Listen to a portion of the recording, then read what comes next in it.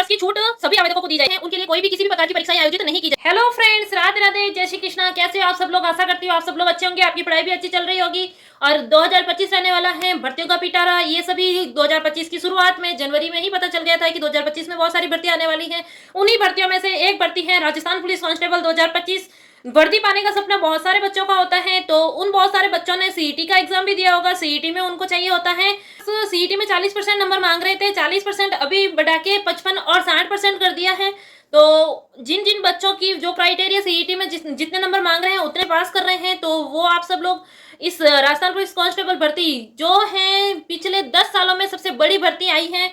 वो टोटल पद है 9617 पद है। 9617 पद 10 सालों में सबसे पहली बार इतने बड़े पद आए हैं, जो बहुत सारे बच्चों का सपना पूरा करने वाले हैं। 10 पूरे टोटल 10 पॉइंटों में मैं आपको पूरी राजस्थान भर्ती है उनको पूरी समझाने वाली हूँ। आप ध्यान से पूरा वीडियो देखना ताकि भर्ती पूरी समझ में आ सके कि हाँ, राजस्थान पुलिस कांस्टेबल में आखिरकार है क्या और क्या क्या योग्यता चाहिए, क्या आपको आवेदन की तारीख क्या होने वाली है, महत्वपूर्ण सूचना जैसे कि ऑनलाइन एग्जाम होंगे, ऑफलाइन एग्जाम होंगे, फिजिकल में क्या क्या होने वाला है, आयु सीमा कितने रहने वाली है, शैक्षणिक योग्यता कितनी कितनी रहने वाली है, जो आवेदन फीस होती है वो कितनी होने वाली है।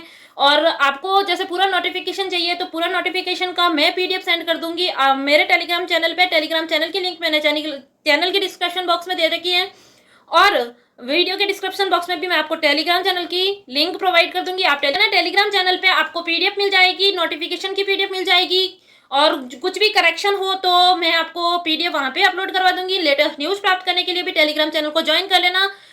पूरे वीडियो देखना ताकि आपको पूरी भर्ती समझ में आ सके कि हाँ, इस भर्ती में आखिरकार क्या क्या योग्यता चाहिए, क्या क्या हमारे पास योग्यता है, तारीख एग्जाम तारीख क्या रहने वाली है, किनको कितना प्रतिशत आरक्षण मिलने वाला है, किन बच्चों को फायदा होने वाला है इसमें और किन बच्चों को इसमें नुकसान होने वाला है। तो आप पूरा वीडियो ध्यान से देखना और कमेंट करके बताना है कि आपको ऐसा ये वीडियो कैसा लगा। तो चलो चलते हैं, अपन इस भर्ती की ज्यादा बात नहीं करते, इस भर्ती के बारे में ज्यादा बात करते हैं ताकि आपका भी टाइम वेस्ट ना हो। तो चलो चलते हैं। पहला बात है कि पिछले 10 वर्षों में पहली बार सबसे बड़ी भर्ती आई है राजस्थान पुलिस कांस्टेबल में 9617 पद। आवेदन की तारीख क्या रहने वाली है? दूसरा पॉइंट, मैं 10-11 पॉइंट में पूरी भर्ती समझाने वाली हूँ, आप ध्यान से सुनना। दूसरा है कि आवेदन की तारीख क्या रहने वाली है, तो 28 अप्रैल 2025 से 17 मई 2025 तक आपकी एग्जाम की जो आवेदन की तारीख है वो रहने वाली है। आवेदन की अंतिम तारीख से 3 दिन तक आप करेक्शन कर सकते हो फॉर्म में। मैं बोलती हूँ कि जैसे अभी 4th ग्रेड पेपर में हुआ था, 4th ग्रेड वाली जो भर्ती थी, लाखों अभ्यर्थी ऐसे हैं जो फॉर्म भरने से पीछे रह गए हैं। तो आप कृपया ध्यान देके जिसने भी सीईटी पास कर ली है तो वो सीईटी में जिन जिन के पास योग्यता है तो वो आप फॉर्म की लास्ट डेट का वेट ना करें, 17 मई का वेट ना करें, आप फॉर्म पहले ही फिल कर दे ताकि बोलते हैं ना साइट नहीं चलती हैं, ओटीपी नहीं आ रहा है, तो वो सारे इश्यू ना हो इसमें। तो आप फॉर्म पहले ही फिल कर दे अपना, क्योंकि सबको पता होता है कि हाँ भाई मैं इस चीज का एग्जाम देने वाला हूँ, तो वो अपना फॉर्म पहले ही फिल कर दें। तीसरा पॉइंट रहने वाला है परीक्षा की तारीख क्या रहने वाली है, क्या हमें परीक्षा में कितने दिन मिलने वाले हैं। तो परीक्षा की तारीख अभी जैसे मई में लास्ट तारीख है एग्जाम फॉर्म की 17 तारीख, और जो परीक्षा की लगभग 90 दिन का टाइम मिलेगा, और जून और जुलाई में एग्जाम डेट प्रस्तावित की गई है। तो लगभग हम संभावित तारीख मानते हैं कि जून या जुलाई में लास्ट डेट एग्जाम की डेट हो जाएगी, ठीक है। फिर 5वां पॉइंट है और महत्वपूर्ण सूचना है, क्योंकि ये आपको जो फॉर्म भरते हो ना, ऑनलाइन फॉर्म भरे गए आवेदन का जो प्रिंट होती है, जो फॉर्म होता है, उनकी प्रिंट को शारीरिक दक्षता परीक्षा फिजिकल में, जब फिजिकल होगा ना तो वो आपको प्रिंट लेके जाना है वहां पे। जब भी फिजिकल होगा तो आपको आवेदन पत्र का प्रिंट वहां पे चाहिए होगा। फिर 6ठा पॉइंट है, 5वां पॉइंट रहेगा आवेदन फीस। आवेदन फीस क्या रहने वाली है, तो यूआर, जनरल, ओबीसी और राजस्थान से बाहर जैसे अदर स्टेट के होते हैं वो जनरल में काउंट किए जाते हैं, तो उन सब के लिए रहने वाली है फीस 600 रुपए।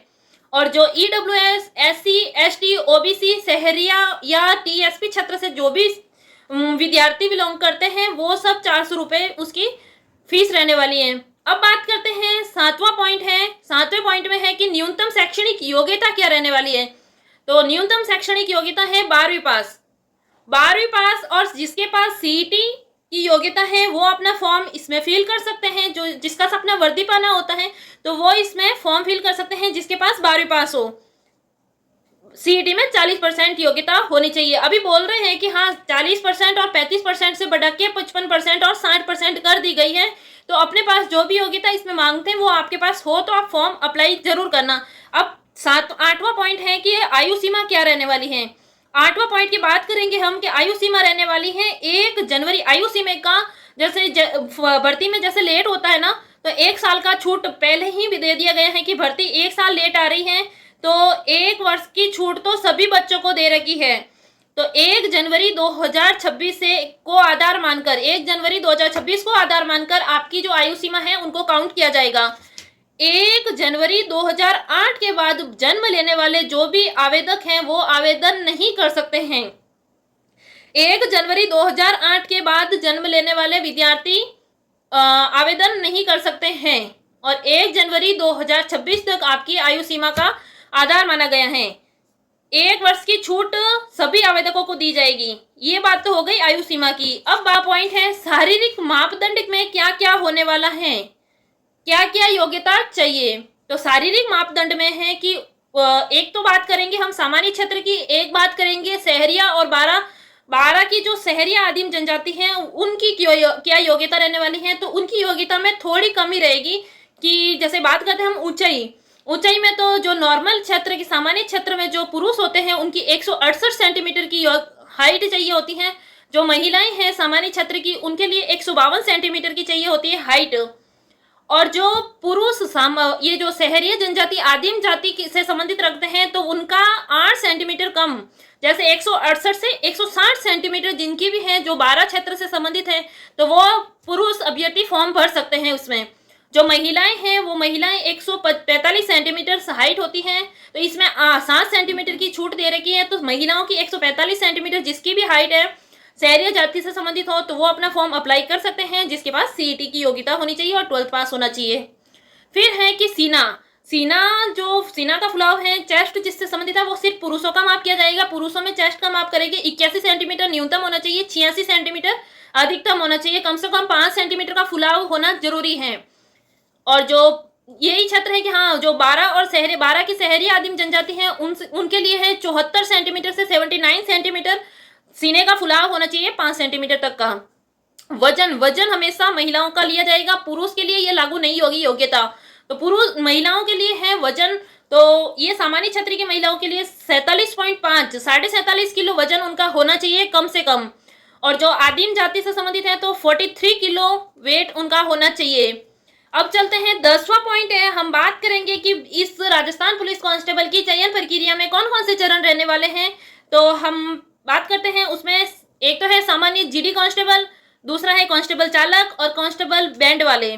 तो तीनों की अलग अलग चयन प्रक्रिया रखी गई है। अपन बात करते हैं सबसे पहले ये जो सामान्य जीडी है उनके बारे में। सामान्य कांस्टेबल के बारे में लिखित परीक्षा 150 अंकों की होगी, 150 क्वेश्चन होंगे और कांस्टेबल चालक के लिए भी परीक्षा होगी। बट कांस्टेबल जो बैंड वाले हैं उनके लिए कोई भी किसी भी प्रकार की परीक्षाएं आयोजित नहीं की जाएगी। तो जो कांस्टेबल जीडी वाले हैं और जो चालक हैं उनके लिए 150 नंबर का पेपर होगा और आपको एग्जाम देना होगा। वो ओमार सीट बेस्ड होगा एग्जाम, ओमार सीट पर आधारित एग्जाम होगा, ऑनलाइन एग्जाम नहीं होगा जैसे पिछले साल में हुआ था। अब बात करते हैं कि शारीरिक दक्षता परीक्षा। तो क्वालिफाइंग है जिसमें आपको सामान्य चालक पुरुष हैं तो पुरुष के लिए आपको 25 मिनट में 5 किलोमीटर की रनिंग करनी होगी, महिलाओं को 35 मिनट में 5 किलोमीटर की रनिंग करनी होगी। ये सबके लिए बराबर हैं, जैसे चालक हो गए और बैंड वाले और कांस्टेबल तीनों के लिए बराबर हैं। 25 मिनट में पुरुष के लिए आपको 5 किलोमीटर, महिलाओं को 35 मिनट में 5 किलोमीटर और भूतपूर्व सैनिकों को लिए 30 मिनट में 5 किलोमीटर की रनिंग कंप्लीट करनी होगी। उसके बाद बात करते हैं दक्षता परीक्षा किस किस की होने वाली है। तो जो जीडी कांस्टेबल है, नॉर्मल सामान्य कांस्टेबल है, उनके लिए आपकी दक्षता परीक्षा कुछ भी नहीं होगी। और चालक के लिए जैसे ड्राइवर के लिए है तो वो 30 नंबर का चालक दक्षता परीक्षा होगी।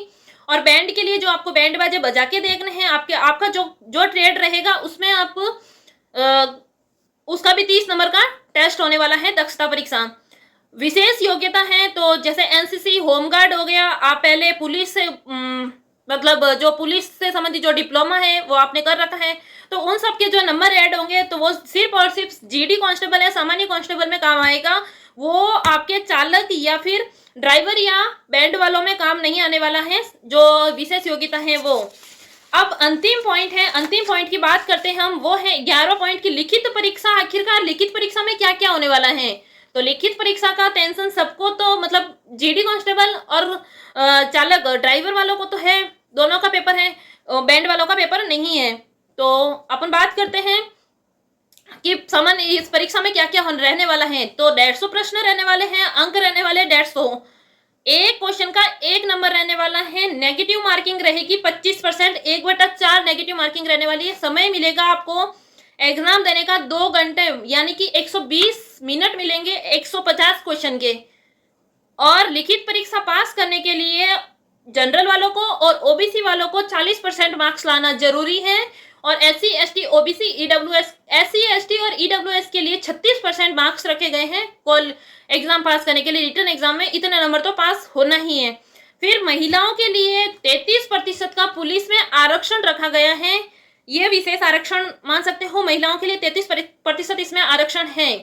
ये है कांस्टेबल भर्ती प्रक्रिया पूरी की क्या, कैसे कांस्टेबल राजस्थान पुलिस कांस्टेबल में कैसे चयन होने वाला है, कैसे आवेदन करना है, किस तारीख से आवेदन करना है। तो ये सारी बात हम लोगों ने पूरे इस वीडियो में पूरा आपने कंप्लीट देखा है। तो आप मेरे को कमेंट करके बताना कि आपको ये जानकारी कैसी लगी। और आप ये पूरा जो नोटिफिकेशन है मैं आपको टेलीग्राम चैनल पे सेंड कर दूंगी, जैसा कि मैंने स्टार्टिंग में बताया था कि आप मेरे टेलीग्राम चैनल को ज्वाइन कर लेना।